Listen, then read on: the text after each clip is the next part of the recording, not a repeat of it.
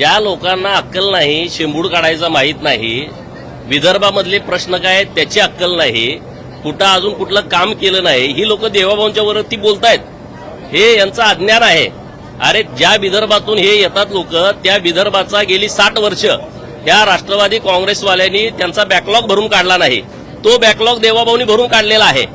आणि त्यामुळं राजकारण न करता त्यांनी जो महाराष्ट्राचा विकास सुरू आहे त्या विकासाच्या सोबत यावं. हे आता बाकीच्यांनी अक्कल जास्त पागळवत बसू नये.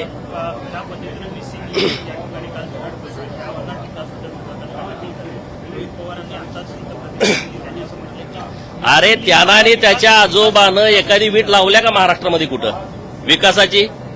कुठं केलाय विकास? त्यांना काय माहित आहे? अरे जगामध्ये हे इन्फ्रास्ट्रक्चरचं टेक्निक कुठं चाललंय ह्याची अक्कल पाहिजे ना. कारखाना चोरण्या इतकं हे सोपं नाही आहे. कारखाना ढापायची प्रक्रिया सोपी आहे. ह्या सगळ्या गोष्टी खूप अवघड आहेत. आणि म्हणून माननीय मुख्यमंत्री महोदयांच्या नेतृत्वामध्ये जे काम चालू आहे ते उघड्या डोळ्यांनी बघा ना. तुमच्या आजोबाच्या काळामध्ये अमृताजन जे पूल आहे लोणावळ्याजवळचं बोरघाट आहे, अरे किती लोक मेली दरडी पडून, किती लोकांचा मृत्यू झाला. 2-2 दिवस गाड्या तिथं अडकायच्या. हे आमचंच सरकार आहे. जो एक्सप्रेसवे करणार आमचं सरकार आहे.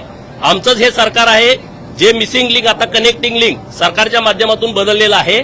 आणि जगामध्ये ज्या वेगवेगळ्या टेक्नॉलॉजी आहेत या टेक्नॉलॉजी इथं वापरलेल्या आहेत. अरे पहिला पाऊस आहे, पहिल्या पावसामध्ये एंट्री गेटला जी दरड कोसळलेली आहे हे होतं.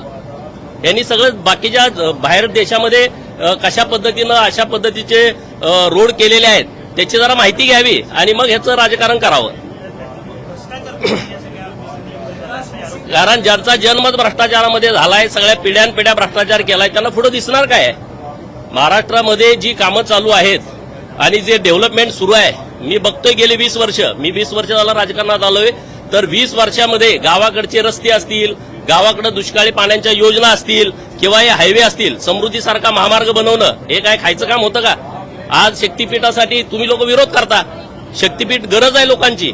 आज ग्रामीण भागामध्ये जर विकास करायचा असेल, रोड केला पाहिजे. आमचं सरकार ते करतंय. अरे मिसिंग लिंक तास आम्ही ते अडकायचो लोणावळ्याच्या त्या बोगद्यामध्ये, त्या सगळ्या घाटामध्ये. आज आम्ही 5 मिनिटात पास होतोय. पहिल्या दिवशी पाऊस पडलाय. हे तयार झाल्याच्या नंतर मिसिंग लिंक हा पहिला पाऊस आहे. आपले सह्याद्रीचे खडक आहेत, जरा स्थिर व्हायला जरा वेळ लागतोय. परंतु महाराष्ट्राचा विकासाचा रेशो स्थिर झालाय हे विरोधकांनी आता नीटपणे समजून घेतलं पाहिजे.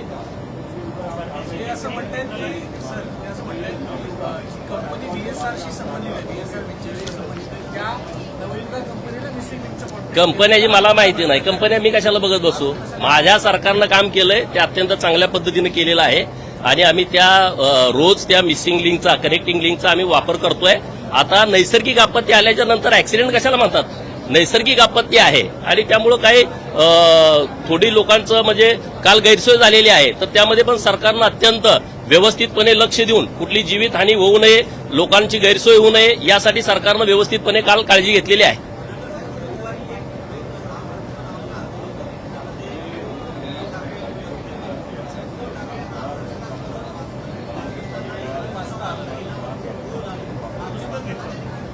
जाऊ दे आता, लय उद्धव साहेब मागं लागाय नको. बिचाऱ्याच काहीच राहिलं नाही आता आणि सारखं कशाला मागं लागतंय. चलो, चांगली गोष्ट आहे ना. काँग्रेसला सुद्धा राम आठवणं हे सुद्धा चांगलं आहे. आज जे मताच्या राजकारणासाठी रामाला विसरले होते ते आता परत सरकारला काहीतरी टार्गेट करायच्या हेतून तरी रामाची आठवण काढायला लागलेली आहेत.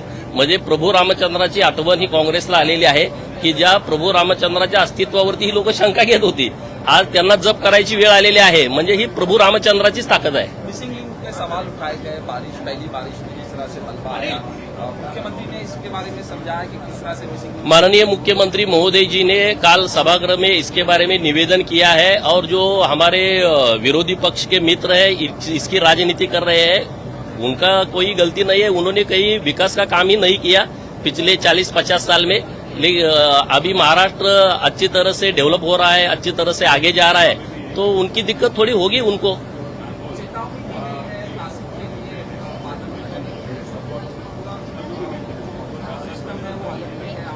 माननीय मुख्यमंत्री महोदय जी ने कल नासिक या मुंबई हो या पुणे हो ये सभी लोगों के लिए चेतावनी दी है, तो लोगों ने वो सुनना चाहिए। चलो